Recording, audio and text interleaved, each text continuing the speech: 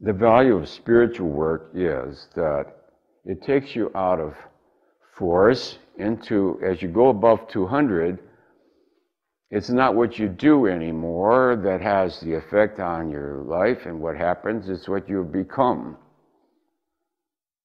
The very fact that you are there already changes the nature of the event. You don't even have to say anything. I know meetings I've been to where there was one guy who used to sit over in the corner, he never said anything for years. One day he was missing. I miss this guy who'd been sitting there for years saying nothing. So obviously his presence was bespeaking something on in some other dimension of significance.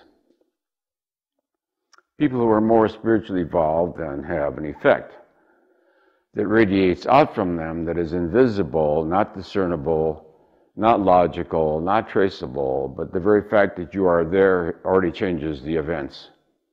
The whole field changes due to your presence, due to your prayers, due to your conscious awareness, due to your inclusion of them into your thoughts. It already changes it.